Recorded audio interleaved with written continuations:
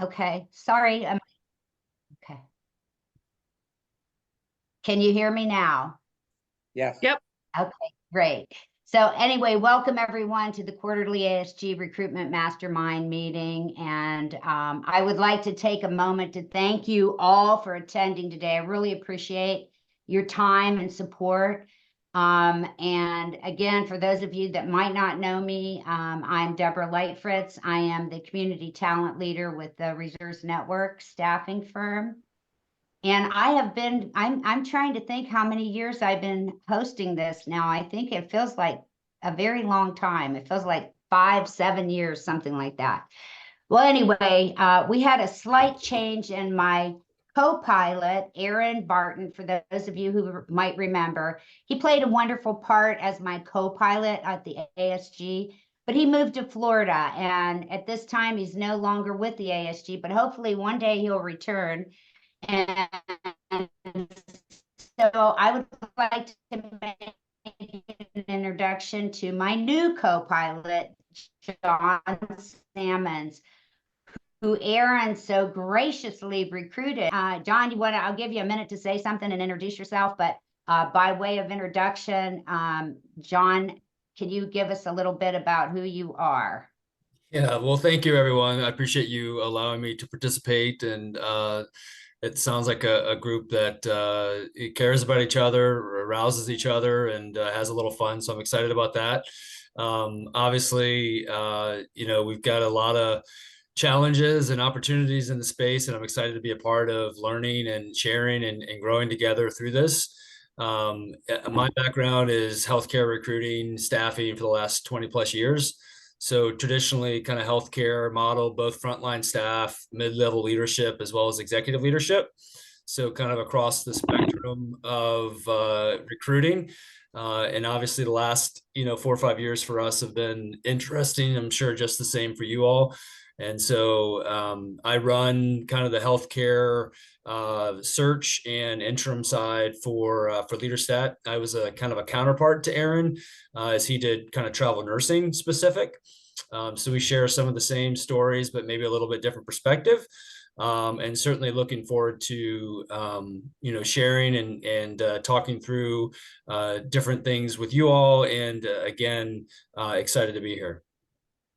Thank you. So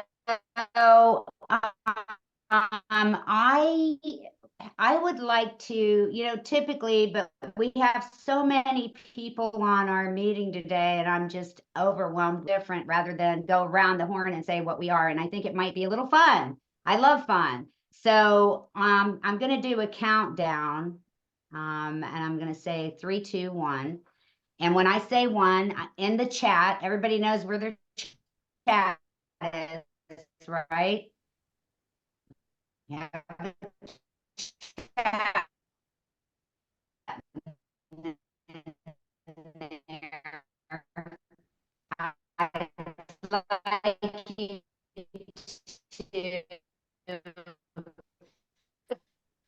John, you may have to be at least give me initiated as fine. co-pilot. If not, no big deal. And I think it's important that you put your company and your title in, but don't want to overwhelm. But action that I'd like. Yep. The action that I'd like you to put in there is one word that your closest friend would say is best to your best character trait. Oof. I'm sorry.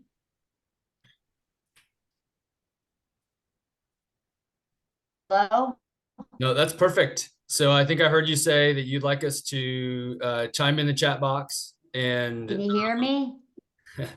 chime in the chat box. Did everybody hear me? Yeah, the beginning part was a little challenging, I think. Can you hear us, Deborah?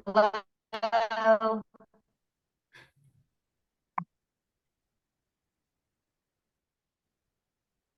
Well, how about we do this? Did everybody hear maybe the end? I'll highlight what she shared. So I think the idea is for us to kind of have a little fun, to be able to put in the chat box. I can hear you. Can you hear me? I can. Yes. How about Deborah, can you hear us?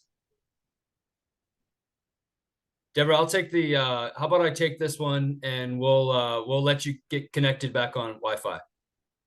It sounds like we're having a little bit of challenging difficulties. So in a matter of fun, let's think about using the chat and chime in on what you think people would say about what is your best quality about you. Don't everybody jump in at once. Am I back again? Am I back? I don't know what's going on, John. I never had this. We can hear you now, Deb. We're good. Okay. You're back, Deb. You're back on. Oh, thank you. Yes, one word to describe your character is what I was looking for.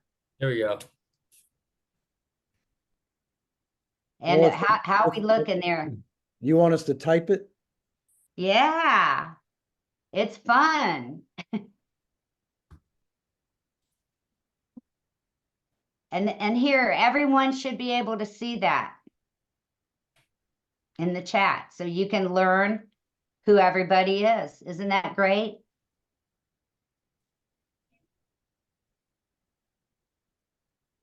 I got responsive, reliable, helpful, supportive, resilient, positive. Who's sassy out there? Who's a sassafras? Okay, great. Okay, let me get started with, and you guys can review that as I'm talking and do what you like. So I am very excited to discuss this topic today, because I feel that networking is just an absolute necessity in business. As professionals, and what I see as a very dynamic field, we understand the power of connection and relationships and driving business and between humans, okay, and growth and personal development. So today, I hope you get a lot out of the strategies and insights that Chris will be giving you.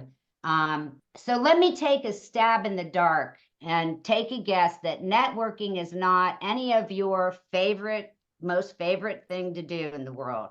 And in the beginning of my career, I dreaded networking in the beginning, but then after finding where it led me, it wasn't so scary after all. And what happened was I began to meet people in my community, and friendships evolved, sales evolved, I had more people coming to me for recruiting and finding them new career paths than I could even handle. So I'll tell you what, especially if you're introverted, I understand that network, especially in a person that is kind of introverted, is no fun. It's almost like a paper cut. So if you're the one selling or growing a client base out there, and I hope that some of you are doing that, or whether you're in a leadership role and you're trying to direct your teams, whether they're sales or they're recruiters, you got to get them in front of people in some way. The reality is in-person networking in my world is the quickest way to build a relationship, the fastest. And I know we're all into, the internet and Zoom and Teams, and yeah, sometimes that's what you have to revert to. And I've done many meetings like that and built some fantastic relationships, but I still believe that networking is best face-to-face. So I'm trying to see, is Chris out here yet? Chris, are you in? I don't see him on here. I don't either. Okay, and I did email him and I sent it to him on LinkedIn too. I don't know if you have his phone number. You know what? If anything could go wrong today, it's going wrong. But I'm going to try to make it right somehow. John, do you happen to have Chris's number by chance? I will work on that right now. Or you can take over and maybe whatever. I know, boy, that's really putting you to quagmire, right? First time on here. It's called initiation. Yeah, no, give me 1 second and I will, Yeah, I have his number, but everybody hold on a second. Let me give it to you real quick. Let me find out what's going on here. He's got many missed calls to me. We'll get him on the line. Hey, Devin. Hey, Chris, I'm waiting on you. What's going on? Oh, I don't know why the link.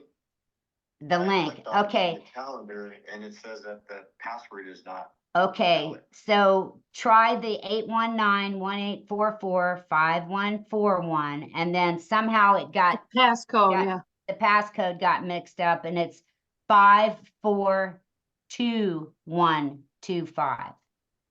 Okay, hold on. We've been emailing you, so Hold on. Okay, give me the passcode again. 542125.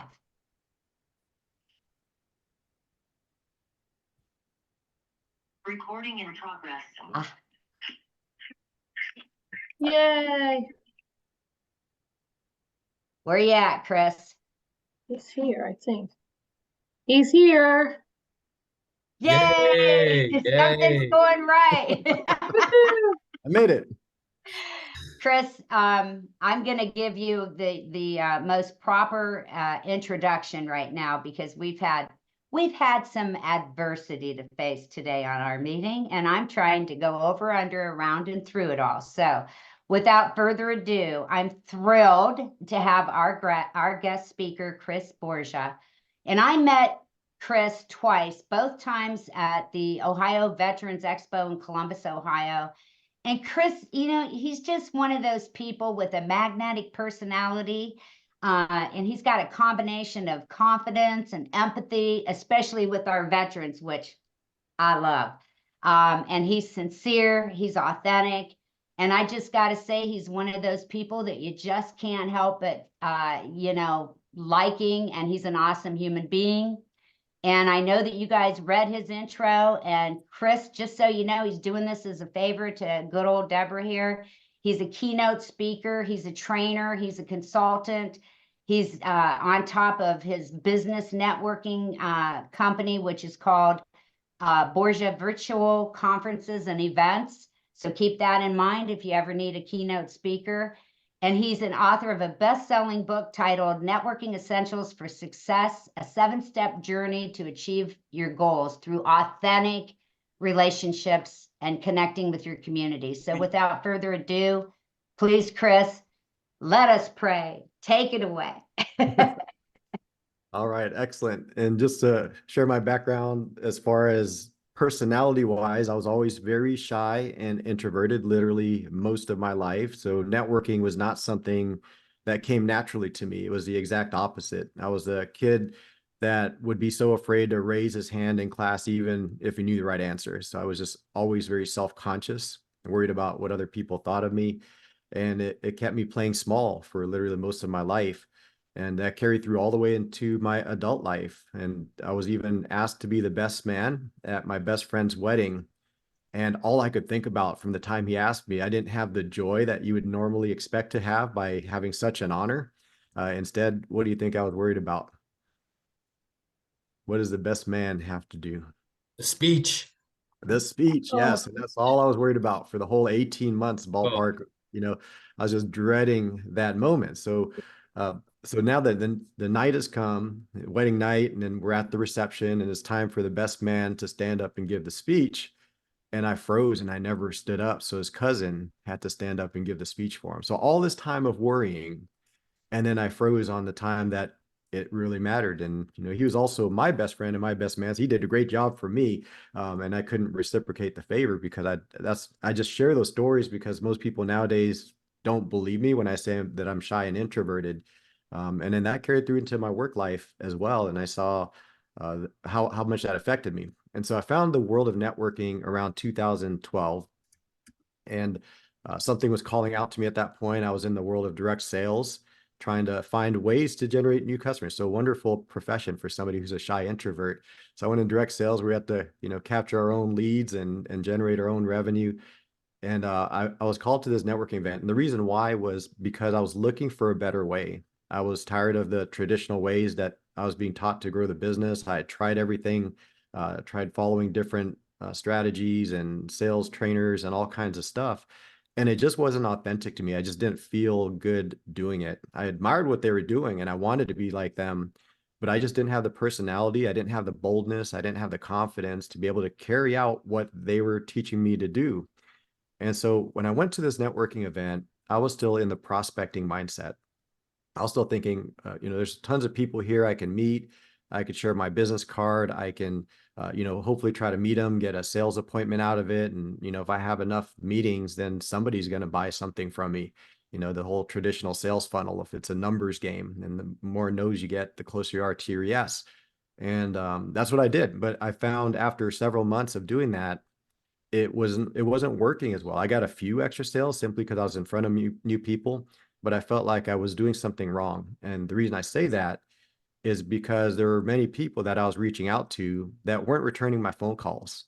I don't know if any of you can relate to that, to where you call somebody, leave a really good message in your opinion, or you feel like it was a good message, solid, and they're not returning your call or sending them a text message or an email and not even saying, hey, I'm not interested, because at least I could take them off the list. I could, otherwise I'm thinking, do I still need to reach the 7 to 12 exposures to be able to reach them? Do I give up?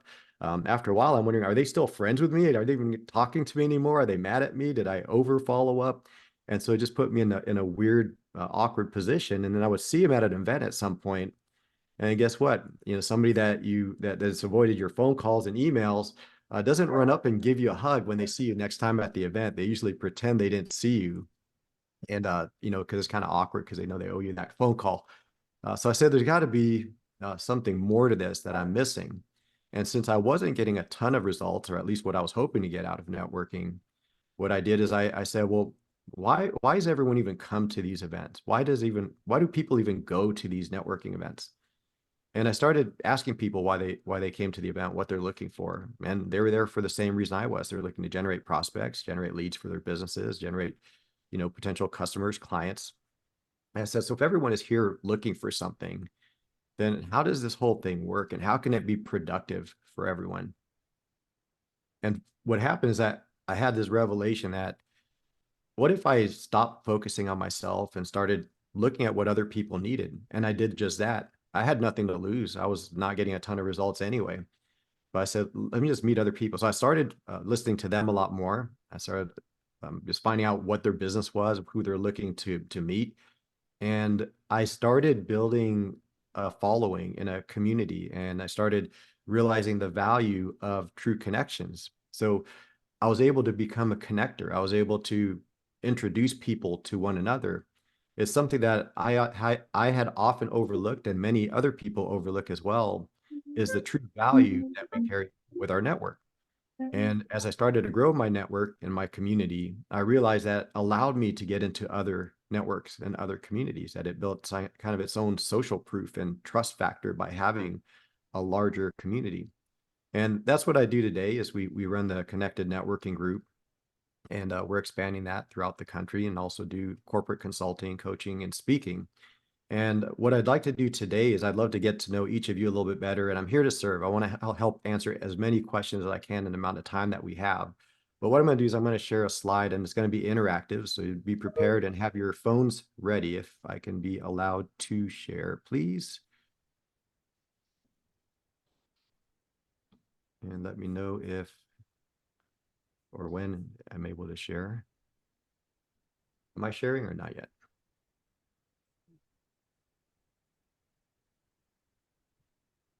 I think you should be sharing now. Hold on. I think it says you're starting. There we go. All right, excellent. So we have an interactive slideshow. If you can, just go ahead and point your phones at the QR code. If you're not using your phone, then you could type in the URL at the very top of the screen, ahaslides.com/BBN2024, and that'll get you into our interactive slides for today. And it'll be a lot more fun, and we get to all actively participate in today's presentation. All right, excellent. Let me give you another minute or so to make sure everyone has a chance to log in so we get as many participating as possible.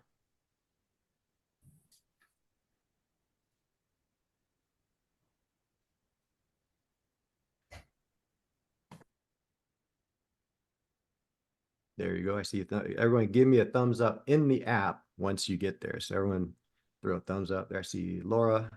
I see Renee. I see Tammy, Alex, Roy, Tiffany, Christy, Terry, Roy. I'm trying to keep up. Deborah's in there. Sarah, Denise, Amanda. Awesome.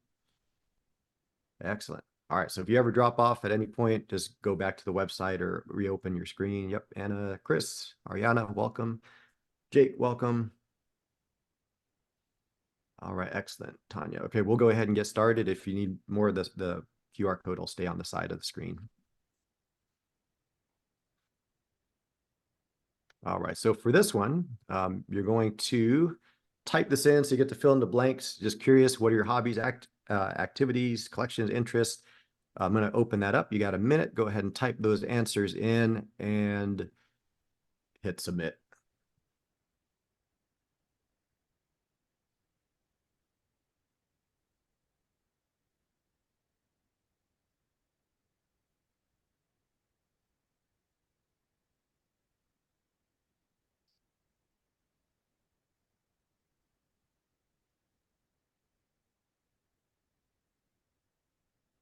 Thirty more seconds.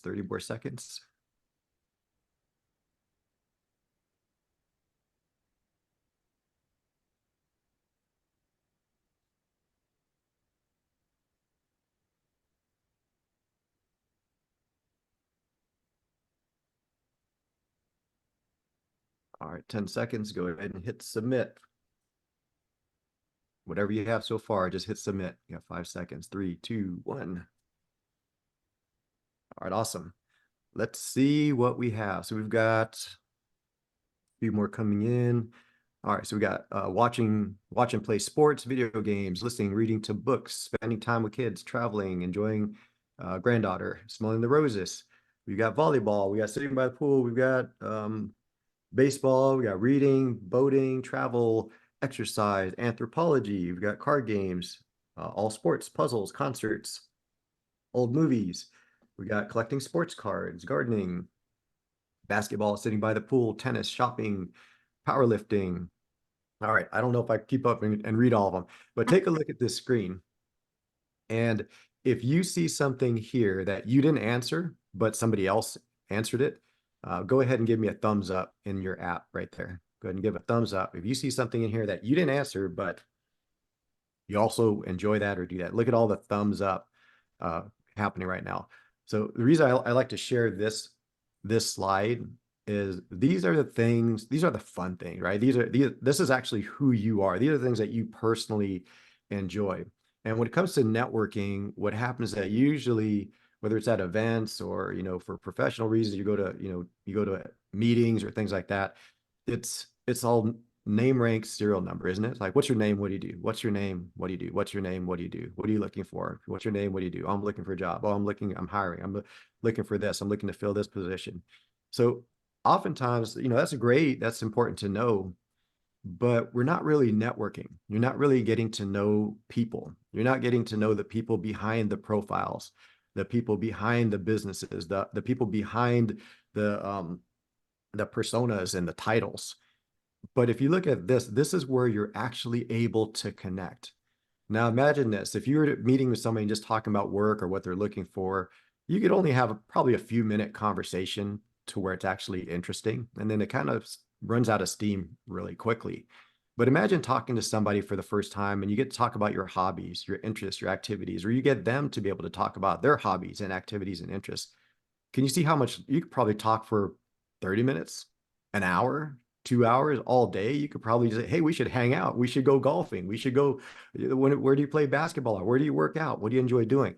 And that's often what's missed when we network. We usually miss the personal element, the human element, the personal aspects. This is the fun stuff. This is stuff that keeps people in your community. So how did I grow a large community? Because I stopped talking all about business and I started just getting to know people. And what happens, we've all heard the saying that you only have one chance to make a good first impression, which I think is somewhat true. However, you build a relationship with somebody, you have all kinds of other opportunities that open up for you because you're in proximity to them. You have access to them. So when it comes to networking, instead of prospecting, which is what most people do when they network, it's almost synonymous with prospecting. It's just a different way or a place to prospect. I started looking as a place to build relationships and friendships. And the problem with the traditional prospecting model is that it's a sifting and sorting. And when you're sifting and sorting and you're doing this and your candidates are also doing this, everyone is sifting and sorting each other. So imagine it's like dating site, right? It's like everyone's just trying to find out why they don't like the person or why it wouldn't work or what's wrong with this person. And the same thing with business. Why is this not going to work? I see red flags here and there. But what if we look past that and just got to know people and stop prospecting the person we're talking to and just building a relationship, because the bigger opportunity is the people that they know. So for example, if it was a dating situation, I've been married 26 years, together with my wife for 36 years. So I'm not in that scene, but I see a lot of stuff because of my friends and just, seeing it from a different perspective. But, imagine trying to date somebody and then have to go to each individual person after there's already that initial, attraction to them. And you have to talk to each individual person to interview them and then see if they would be a good candidate for a potential marriage down the road or partnership or whatever you're looking for. And it's going to take a long time, and it's going to be a lot of rejection. It's going to be frustrating. I'm seeing like there's no good people out there. So I don't know if you can relate and transfer that over to the business world as well. But imagine for our friends are the ones that know us the best, and they're probably the ones that know our true personalities and know what we're like, and at least have an idea of who would be a good fit or who wouldn't be a good fit for us if we were dating, right? So if hypothetically, if we were dating, our close friends would know, yeah, that definitely wouldn't be a good fit. They know that's almost laughable because they know how much that wouldn't work right from the beginning. Or they might say, hey, this might have a shot. I think you guys should meet. So the better opportunity is having people that know you, if we're in this dating situation, to make introductions and say, I think you two should meet. No guarantees, but I think you should at least give a shot. I think you should at least go on a date. You should at least have a phone call. And imagine what that does for your business if you're able to at least have these kind of conversations. And we're not prospecting people, but instead building relationship, building community, making connections between others, to where now we're not sifting and sorting and eliminating and putting them in a cold bin, a cold file, because they don't belong there. They're people. They're real people with real feelings and real goals and ambitions, just like we have. And we don't like getting treated like that. So why would other people like getting treated like that? When we look at networking, building the relationship is the most important thing we can do. And as we do that, we start actually creating a community. And as we start creating a community, that's where the referrals comes in. And how many of you would love to have more referrals, would love to have people come to you first, with somebody that's new to town, with somebody that's thinking about exploring other opportunities, or being able to capture the people that aren't actively looking for work and finding the best candidates, because usually the best ones are the ones that aren't even looking right now because they're happily employed where they're currently at. So imagine reaching them in ways that you normally couldn't reach them because one of their friends says, you should meet my friend Pete, or you should meet Kyle, or you should meet Sarah, or whoever it is. You should meet them and at least have a conversation with them, because it might be, something down the road, or at least you enjoy meetings. So think of all the opportunities that pop up because of that. That makes sense. Give me a thumbs up in the app there, so I know you're with me, if that's making sense. And all right, excellent. Thank you very much. All right, we'll go to the next one. Okay, what is your comfort level when it comes to networking? I'll open this up. You have 30 seconds. Just drag that slider to the left or to the right. Just curious to what your comfort level is when it comes to networking. Comfort level when it comes to networking.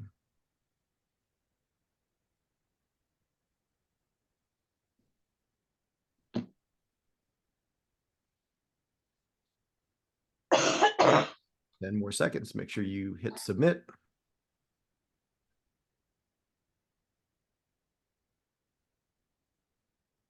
All right, excellent. So what this tells me, we have an advanced group here. So many of you are comfortable networking. We had quite a few. Let's see, we had 5 that are a 9. We had 3 that are a 10. We have 3 that are 8. We have 5 that are a 7, 3 6, 2 5s, 3 4s, and 2 3s.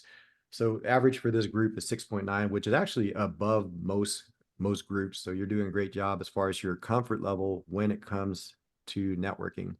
Something I like to point out with this slide is that if you're up here in a, like a 8, 9, or 10, as far as your comfort level, it's important to understand that not everyone is a 8, 9, or 10. And sometimes we tend to think that other people are just like us, and it's not always true. You can see there's quite a few people here, and there's quite a few people too that are here from, like a 6, 5, 4s, 3s. And by understanding that, it helps to create a better connection, because somebody who's uncomfortable in a situation and you're the one that's comfortable here, and you help this person at an event become comfortable. It doesn't even have to be an event, just anywhere there's a social gathering. Um, you help them become comfortable, they instantly imprint upon you. You're their best friend. Literally, you're like their best friend. You're their lifeline to comfort in that event. So imagine how quickly you can build rapport and relationships with them, stay in touch with them. And then later, if you have an ask, you can easily say, hey, Chris, we met at this event and just wanted to see if you could keep me in mind for this, or here's what I'm looking for. Who do you know? Or do you know anyone that I should know, or that I should meet, or any groups that I should be part of? So you can start those kind of conversations. So understanding that not everyone is down here. For those of you down on this end of the scale, what I want you to understand is that you think sometimes that everyone is up here, and you see that's not true. Not everyone is up here, and sometimes having that viewpoint puts us at a disadvantage because you already feel like you don't belong. Has anyone gone into a new group and felt like, I don't know what I have to contribute? I don't know what to say. I'm underqualified to be in this room. These people are, so impressive that I don't belong. Well, guess what? You're not the only one that feels that way. But when you feel that way, it puts you at a disadvantage in that you don't feel like you can relate, or you feel like you don't have enough to offer. The reality is that you do. And as you continue to grow your network, you always have something to offer, because you have your own network that's valuable to literally everyone that you run across in life. Let's go to the next slide. How well do you utilize? So we went over comfort zone. So how well do you utilize networking in your recruiting and staffing goals? So not ideally what it would be, but honestly, like, where are you at right now? How effectively are you using networking? Is that the main way that you reach your goals? Is it something that you're kind of in between? So just curious. 10 more seconds, and let's see how well you utilize networking in achieving your recruiting and staffing goals.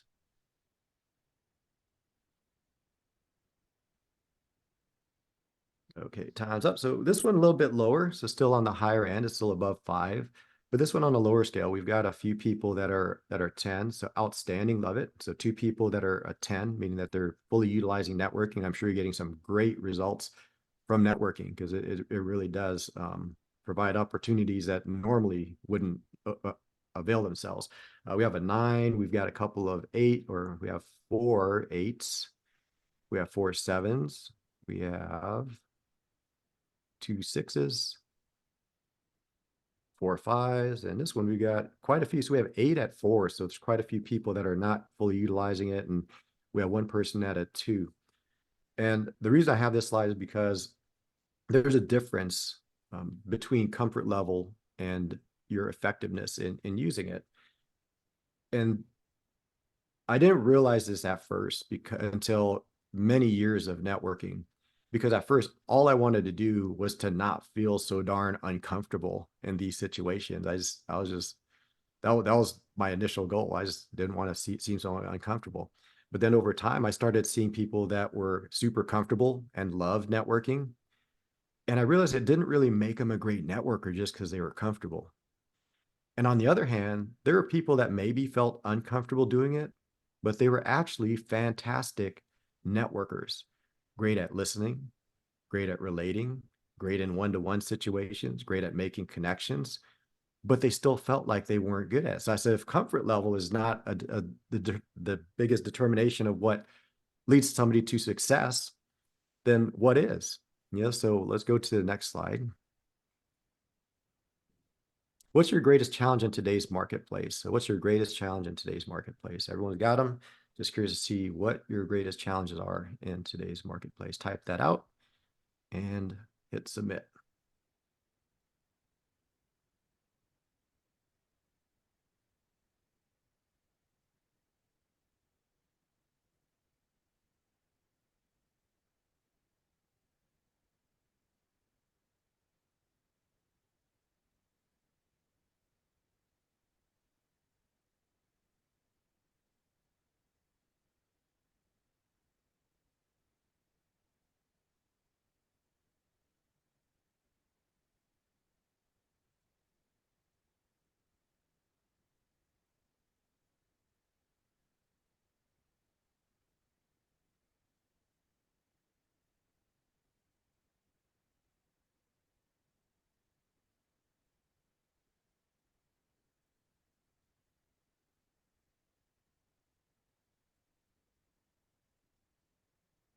Yeah, I think there's just a few more coming in.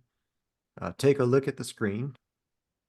Read some of these answers on here along with me. So I see staff not motivated, people stuck in their way, tight candidate pool, time management, reliable employees, low pay, ghosting in person, finding new customers, lack of candidates, good staff, having enough orders, budgets, need for our services, not enough jobs, competition, good people saying the wrong things, responsiveness, time, recruiting, building authentic connections, companies hiring on their own, organization, return calls, expectations versus reality, candidate issues, employers tightening belt, lack of strong candidates, no receptionists, qualified employees, lack of responsiveness, speaking, cold calls, not able to reach the contact.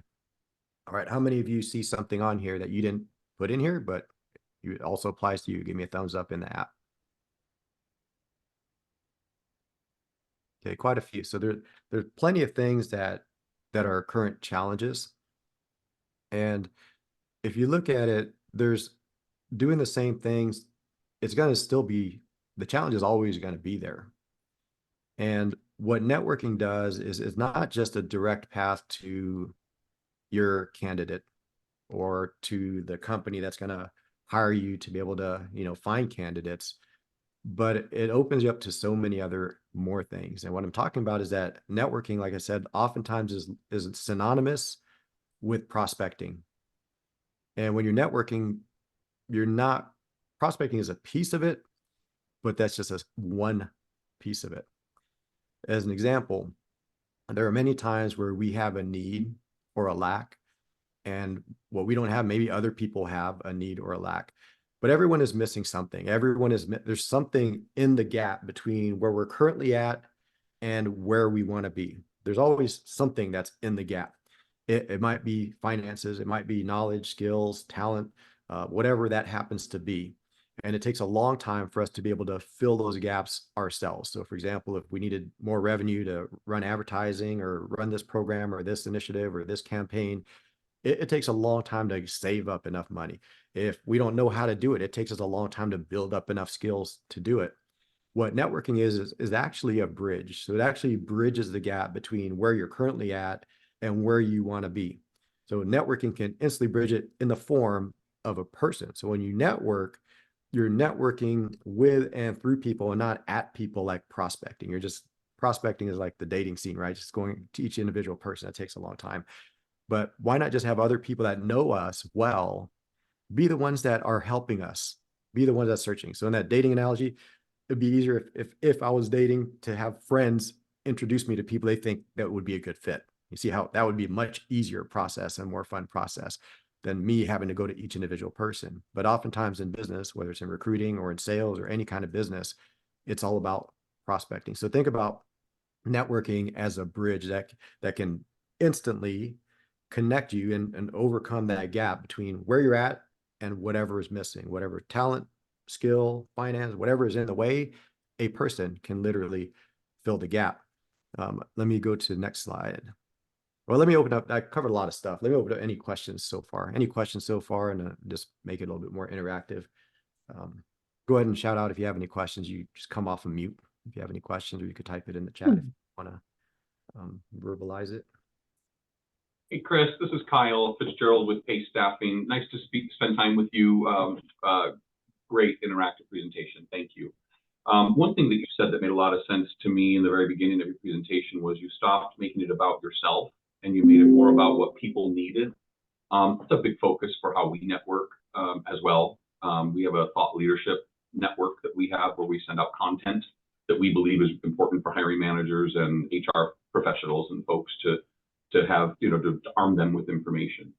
So I'm totally tracking with your thinking. One question I have for you is, we went from COVID to, where no one was going out. There were no in-person networking events. Everyone started doing everything very virtual. We're still seeing a lot of large organizations, different networking groups that we used to be a part of that are still holding on to doing it virtual. There are still some that are starting to do more live events, but not as many participants are still showing up because the virtual option is still available to them if they want to attend virtually. Do you feel that networking virtually can be as successful if networking person to person live is not available? Yeah, I think it can be as effective and possibly even more effective in situations because of the ease of access. There's no excuses of not making it or time being as much of a challenge. Just as an example, one of the big things I encourage people to do are one-to-ones, one-to-one meetings. And I know you might think, hey, that's time consuming. I don't have time for it. But it's not time consuming when you look at it gives you access to all the people they know. So you could talk to hundreds of people to try to get one client, or you can meet one person and open you up to hundreds or possibly thousands of people that they know that they can now bring you in because you have a relationship with them. You've taken the time. And that's the thing that's missing in most cases. It's not, do they have the connection? It's, are they willing to introduce you to them if and when they do have it? So online to me and virtual, it doesn't matter. To me, it doesn't matter when you have the skills and you set it up correctly. So if you're the one hosting the event and you create opportunities for people to intentionally connect. One of the things that we like to do, whether it's in person or online, and I asked Deborah about this, if we had the ability to do breakouts, but I love to break people into pairs and intentionally match people up with somebody they don't know. So if you're hosting an event and you match people up with someone they don't know, what it does is it levels the playing field. So in the beginning, we went over comfort level. Not everyone's at the same level. And plus, oftentimes when we go to a new organization or event, we feel like we're the only ones that doesn't know everyone. Like everyone's already friends and we're the only outcast or we're the only newbie in the room. And by creating a situation to where people can connect and they know that because it's public, like, hey, everyone look across the room, find somebody you don't know, walk towards that person right now, make eye contact with them and don't say anything yet. We're going to go through the activity. And now they all know subconsciously that they're paired up with somebody new. And so is the whole room. So it's not like everyone's buddy and it's good old boys club or something. Everyone is with somebody new. So even somebody like me who is shy and introverted, or somebody who's coming for the first time, or maybe it's somebody's first time coming to an event, everyone feels comfortable no matter what level they normally would be at. So we create those kind of environments. So whether it's in person or online, if you're the organizer, then you create the opportunities for people to have these conversations. And then oftentimes, if not every time, we'll do the activity to where they can't talk about business. And we'll say, okay, you guys are paired up. So for this 5 minutes, you're going to get to know each other, but you're not allowed to talk any business. You can talk about anything, hobbies, activities, so you look at that other screen and you've probably seen, hey, who else is the one that likes golfing or that likes playing volleyball? I want to see who that person is. So it's a lot easier way to connect people because people connect with other people and not professions. They connect with people, not professions, not titles, not roles. They connect with people. You can't have a long-term relationship with a title because that's not personal. And so in person or online, to me, it doesn't make a difference. I think online just gives us more access to each other. So imagine this event that we're at right now, or this meeting, however you want to call it. What's the chances of all of us in all the different places that we're at that we can actually meet in person in the busyness of our day, instead of just carving out an hour that we know it's starting and ending on time and our next appointment starting at 2:00. That's rare to be able to do that in person. So I think there's benefits that have come out of COVID. And we actually created a company out of that, to where we were helping, create that engagement online because we were doing it for our networking group. And now I do the same thing with creating engagement. So my keynotes, like Deborah said, keynote speaker, I focus on opening keynotes where I do activities like this to help people understand what networking is, but also help everyone break the ice and actually do it. Because once people get to know the other person, then they naturally are curious about what they do for a living. And they already feel like they have a friend. They naturally want to make a connection for them. They naturally want to help and serve and provide if they have the resource available. And it happens very quickly. So one of the myths about networking is that it takes a long time to work. It does when it's not really networking, but true networking does not take a long time to work. You could meet somebody for the first time and they feel like your best friend. And that's actually the activity. We call it your new best friend. So it's creating those kinds of opportunities with people. So in person, online, I think it's a value add for all of us. It's just perspective. I don't look at meeting with all of you. I feel like it just gets us connected, and all of the majority of my one-to-one coffee meetings and things like that I would normally in the past have met people for coffee. very time consuming because I have to drive there and then meet with them if they're not in the same place. And then I'm meeting with them in the 15, 30 minutes that's hard to stick to in person. And then, I got to drive back. It's like I can only get a couple in during the day, but now I can do a 15-minute call and be intentional, focus, really connect with people, and then schedule another call if it makes sense to. And I can reach a lot of people and have a lot of one-to-ones and a lot of meaningful conversations.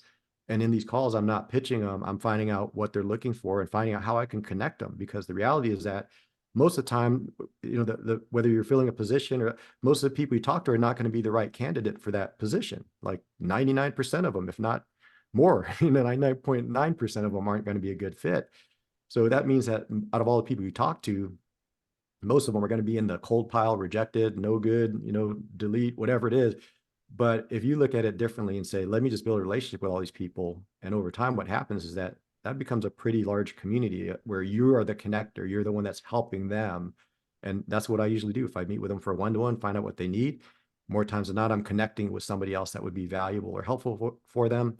What it does subconsciously is it puts me in that relationship. So if I'm the one that connected two people and that's great, they always will remember me and they tend to want to reciprocate that. So if we do that as a way of life, and that's what I do with helping teams incorporate networking strategies that I've learned because I'm not natural at it. I learned it. And so I see things that, a lot of people don't normally see, but there's so many opportunities right now. I think embrace, whether it's in person or online. I think it's equal. And then the key after that is to be able to stay in touch. And that's something that people miss out on too, is staying in touch beyond the event, whether it's in person or online. Say, hey, it's nice meeting y'all, and don't stay in touch. Like, I think everyone here should be able to connect with each other. You should connect with you. You should all connect with me, connect with Deborah, connect with each other, because you don't know what that connection can do. And so, hopefully that helps with your questions. Long answer to your question about online or in person, but I get. No, hey, Chris, it's all good. And I'm dating myself by saying this, but I've been in staffing since 1991, and it was very different at that time. Is what you said. You coffee get together, lunch get togethers. It was exactly, we were out in the field 5 hours a day and then documenting and. So are we frozen again? Oh, no. Sorry, Deborah, couldn't understand you. But anyways, Chris, thank you. Your perspective is important to me. I appreciate it. And, thank you. Yep. So in your terms, you meet somebody and it opens So up. Kyle. Yes, Deborah. Hi, Deborah. I think you're on the line. Kyle, if you want to get a hold of me, because I got some insight for you, because I've been networking for our company in all of the locations from Texas to Atlanta to Illinois, right here on the internet, right here on my computer, setting up meetings. And there's some tricks to the trade that I'd love to share with you, but I don't have time to do it right now. But I've had, for example, the month of January and February, I had total of 38 virtual meetings with community network partners. Absolutely, Deborah. I'm a huge. So you get a hold of me. Let me help you out. I feel we're doing a really good job, and it's nice to know that you're out there, and I will absolutely take advantage, Deborah. Thank you. And Chris, real quick, we are at 1:54, and we have a hard stop at around 2 o'clock.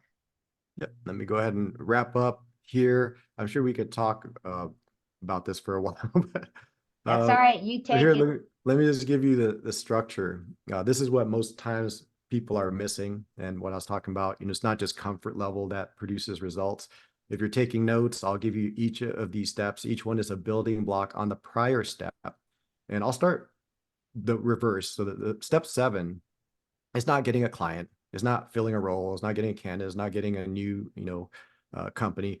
It's creating collaborations and partnerships. And the reason why I say that is because it's sustainable compared to a sale. Let's call it a sale. So you make a sale today.